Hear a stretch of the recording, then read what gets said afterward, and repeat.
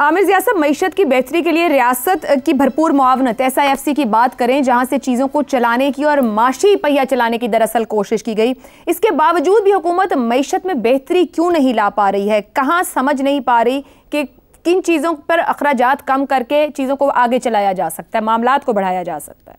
कि बहुत सारी चीजें जो मईशत में होती है ना, वो होती हैं आप कहते हैं इंटेंजिबल्स की, यानी कि फील गुड फीलिंग। अच्छा, आपके यहाँ फील गुड फीलिंग इसलिए नहीं आ रही कि आपके यहाँ सियासी अबतरी और अदम इस्तेकाम बहुत है, हमें नहीं पता है कि कल क्या होगा। और हुकूमत जो भी इंडिकेट कर रही है, जो भी इसकी पोस्चरिंग है, वो लोगों को इस बात को, ये मेरे ख्याल में सबसे बड़ा रीजन है कि हमेशा मईशत का असूल होता है कि फंडामेंटल्स बाद में ठीक होते हैं, पहले जो होते हैं ऑप्टिक्स ठीक होने लगते हैं। मतलब है कि आप ये देखते हो कि जी एक फील गुड फीलिंग आ रही होती है, लोगों का इत्मीनान बहाल होता है कि आगे चल के चीजें ठीक हो जाएंगी, तो हम वो चीजें करने से कासिर रहे। दूसरी बात ये हो गई कि SIFC की बहुत कोशिश है कि जी बैरून मुल्क से सरमायाकारी लेकर आए, लेकिन मसला ये कि जिस मुल्क में 50 से 60% टैक्स होगा कॉर्पोरेट के ऊपर, तो वो कहाँ से, मतलब है 39% तो आपका स्टेट है ना, उसके ऊपर फिर बाकी मतलब कॉस्ट ऑफ डूइंग बिजनेस हमारी इतनी ज्यादा है, दीगर टैक्सेस इतने ज्यादा है, तो अगर आप 100 रुपए कमाएंगे तो आपको 60 रुपए देने पड़ेंगे हुकूमत को।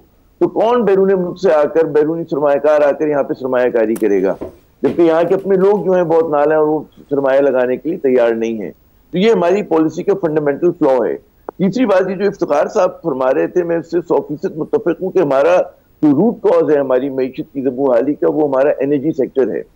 एनर्जी सेक्टर इसलिए मुश्किलात का शिकार है कि जिस तरह से बिला सोचे समझे इन्होंने मंसूबे लगाए, एनर्जी मिक्स का ख्याल नहीं रखा, फर्नेस ऑयल के लगाए। आप अंदाजा कीजिए, साहिवाल में कोल फायर्ड पावर प्लांट लगाया गया, वो हमारा एग्रीकल्चरल हब है, ठीक है ना, और वो कोल फायर पावर प्लांट जो था इम्पोर्टेड कोल का है, यानी कि कराची में कोयला उतरेगा फिर वो जाएगा, ठीक है, तो उसकी इतनी कॉस्ट बढ़ जाती है तो वो बंद पड़ा रहता है। और मुझे याद है, मेरे पास वो डॉक्यूमेंट्स में अगर आप कहें दिखाऊं कि चीनियों ने उनको मना किया था कि यहाँ ना करें, लेकिन इतने हमारे हुक्मरान कोताबीन हैं, इतने मतलब इनमें मुझे नहीं पता कि क्या वो है, करप्शन है, क्या चीज है, कि उन्होंने इस तरह के मंसूबे लगाए, और एक नहीं लगाए, बेशुमार लगाए। किसने लगाए ये हमें पता है, उन्हीं लोगों को हमने as a part of the solution इस हुकूमत में लाकर बिठाया हुआ है अपने ऊपर। आप ये देखें ना कि जो कहेंगे ना ओरिजिनल सिन किसने की, एक तो IPP पॉलिसी थी पाकिस्तान पीपल्स पार्टी की। अच्छा, अब उसके बाद जो फिर 2013 से 18 के दरमियान नून लीग के दौरे हुकूमत में जो आप लोग लगाए गए यहाँ पर इसके मंसूबे एनर्जी के, वो आज पाकिस्तान के लिए वबाल बन गए। और ये सारी हम कैपेसिटी पेमेंट कर रहे हैं, उसकी सारी की सारी जिम्मेदारी इनके मंसूबों के ऊपर आती है। आपकी अगर मतलब 23-24 मेगावाट मैक्सिमम आपकी वो है, एनर्जी मिक्स हमारा 43-44 आप लोगों ने कैपेसिटी लगाई हुई है। अच्छा, उसमें हमेशा ये नहीं होता कि पूरे 23 हर वक्त काम करते रहते हैं, आप 14 लगाते, 30 पे रुक जाते, ठीक है ना। आपको ये होता है कि कुछ उसके लिए प्लांट बंद होते हैं, रिपेयर के लिए बंद होते हैं, हमारी फिर जो उससे हम हाइड्रो से लेते हैं वो रुकना पड़ता है सर्दियों के अंदर बाज़ औक़ात ना। तो आप एजरा सी हमेशा कैपेसिटी ज्यादा होती है, लेकिन इतनी ज्यादा नहीं होती है, और इतने खुदकुश किस्म के जो हैं आप मुआहदे नहीं करते, और इन्होंने वो मुआहदे किए जिसकी सजा जो है आने वाले कई बरस तक 2036 तक के कुछ मुआहदे हैं, 2026 तक भुगतेंगे, क्योंकि आपको कैपेसिटी पेमेंट करनी है। ठीक है ना, कुछ उस वक्त तक कहें तो भाई इन्होंने हमें मरवा जी आमिर ज़िया के ये लाजमी आमिर ज़िया ये कि लाजमी न था कि ये मुआहदे डिबेट किए जाते, पार्लियामेंट के अंदर बताया जाता कितने पैसे खर्च होंगे, कितने पैसे खर्च नहीं होंगे, हमारी ज़रूरियात क्या हैं, हमारे पास ट्रांसमिशन लाइनें कैसी हैं, क्या वो इसको लोड को बर्दाश्त भी करेंगी या नहीं करेंगी, और जिन दिनों में हमें बिजली की ज़रूरत नहीं होगी तो हम ये पैसे क्यों दें, क्यों नहीं इन्होंने डिस्कस किया, वाई नॉट? मेरा सिंपल क्वेश्चन ये है, ये कौमी मुजरिम है, ये कौमी मुजरिम है। अच्छा, इसमें बात है, एक और बात है कि आपने सीपेक को गलत इस्तेमाल किया।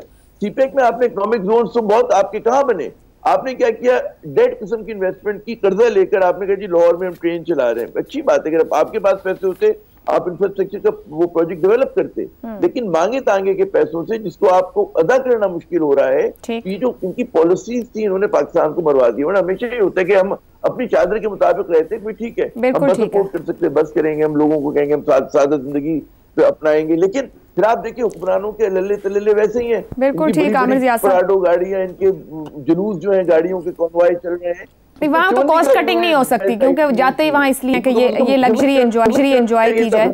लेकिन यहाँ पे एक सवाल ये भी उठता है कि जब एनर्जी क्राइसिस सर इतना था तो 14-15 से अदर ऑप्शंस की तरफ क्यों नहीं गया? सोलर के ऊपर इतना पैसा सोलर पे लगा लिया जाता, उसी वक्त उस ऑप्शन को अवेल करने की कोशिश नहीं गई। नून लीग की गवर्नमेंट गई तो उस तरफ, मगर अडॉप्ट नहीं कर सके। अब साहब मैं आपकी जानिब आऊं, टैक्स रिफॉर्म्स तो करते करते अभी पता नहीं हमें कितना वक्त और लगे, लेकिन और तरीका एक एक्सपोर्ट है जो आपकी आमदन में इजाफा कर सकता है।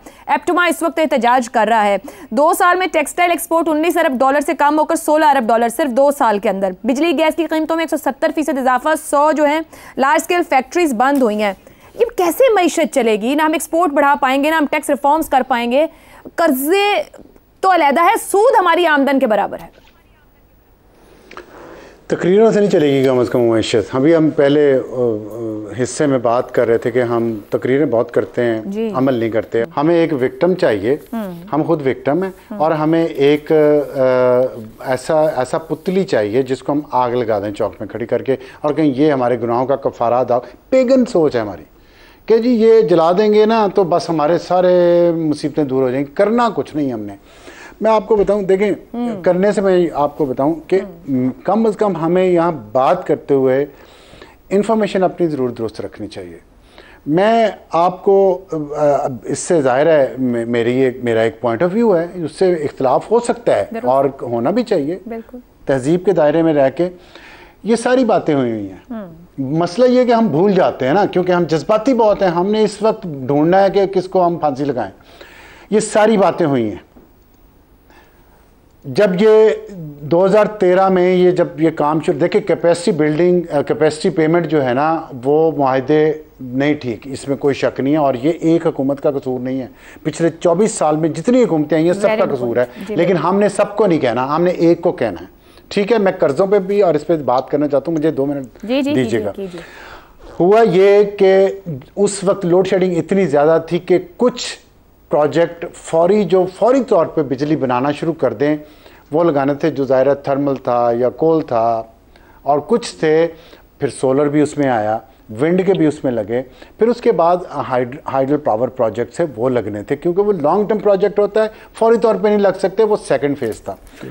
लगाने का मकसद ये था फौरी तौर पे कि लोड शेडिंग जो 22 घंटे, आपको लाहौर में याद है 1 घंटा बिजली आती थी 1 घंटा जाती थी, कि फौरी तौर पे लोगों की लोड शेडिंग से कुछ अजाब कम हो, चाहे बिजली थोड़ी सी महंगी हो, फिर उसमें एनर्जी मिक्स ज़्यादा होता जाता आहिस्ता आहिस्ता, दूसरे प्रोजेक्ट्स कंप्लीट हो जाते, जो कि हाइडल तो अभी भी नहीं हो रहे। कितने लेट हो गए? क्योंकि चाइनीज़ पे अटैक हो रहे हैं डायरेक्ट। हम ये फैक्टर भूल जाते हैं कि सिर्फ चाइनीज़ पे अटैक क्यों हो रहे हैं पाकिस्तान में, इसलिए हो रहे हैं कि वो प्रोजेक्ट्स ना बने। फिर ये हुआ इकोनॉमिक जोन की, आमिर ज़ियाद साहब ने बात की है। इकोनॉमिक जोन सेकंड फेज था सीपैक का। उन इकोनॉमिक जोन्स में जो इंडस्ट्री ट्रांसफर उन्होंने यहाँ करनी थी वो वियतनाम में, बांग्लादेश में कर चुके हैं चाइना। क्यों इस पे हम क्यों में बात नहीं करेंगे? हम ये नहीं बताएंगे कि 2013 में हुकूमत के आते ही 3 महीने बाद किस किस ने क्या क्या साजिश की सरकारी नौकर ने, नहीं बताएंगे हम।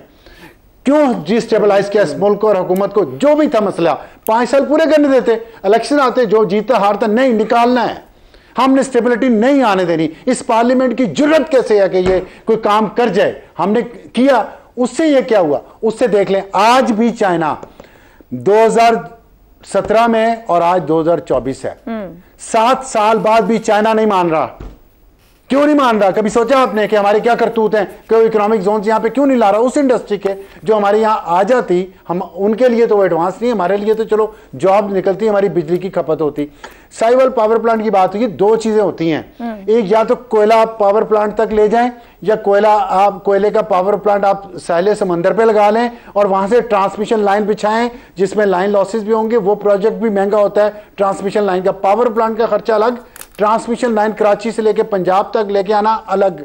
ये सारी रिपोर्ट्स बनी हुई हैं, इन पे डिस्कशन हुई, बहस हुई। ये डिसाइड हुआ कि पंजाब के लिए अगर बिजली कोल से बनानी है तो इंपोर्ट करना उस वक्त कोल ज्यादा फिजिबल था। ये नहीं मैं कह रहा कि वो बात है कि फौरी एनर्जी चाहिए थी उस वक्त। आगे आगे आप इस पे जो आपने बात की है रीशेड्यूलिंग कर्जों की, देखिए कर्जे हम खर्चों की आपने बात की है। खर्चा और कितना कम करें, हमारे पास है क्या?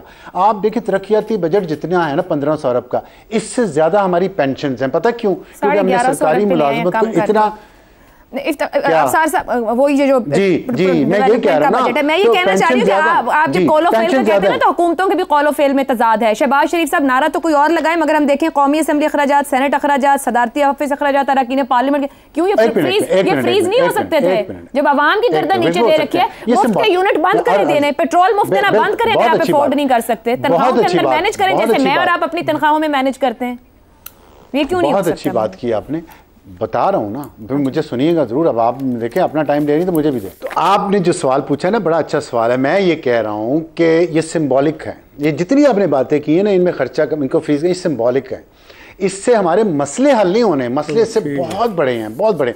मैं कह रहा था कि सरकारी मुलाजमत को इतना पुरकशिश बना दिया गया इस मुल्क में कि हर नौजवान सरकारी मुलाजमत लेना चाह रहा है, इसलिए सिफारिशें करवा के आपने बंदे भर दिए हैं हर वैलिड पॉइंट है। और वहां भी फिर वही जिम्मेदार है जो सिफारिशों और रिश्वतों की नौकरियां बांटते हैं। मेरिट का कोई हाल नहीं। प्राइवेट सेक्टर को आप इनकरेज नहीं करते। तमाम जगहों पे सरकार के किसी न किसी इदारे का सरकार का ही काम है सर के प्राइवेट को एनकरेज करे और सरकार के अंदर भी अकाउंटेबिलिटी और मैनेजमेंट। बहुत शुक्रिया। आप साथ साथ प्रोग्राम को यही कंक्लूड करेंगे। इजाजत दीजिए, अल्लाह हाफ़िज़।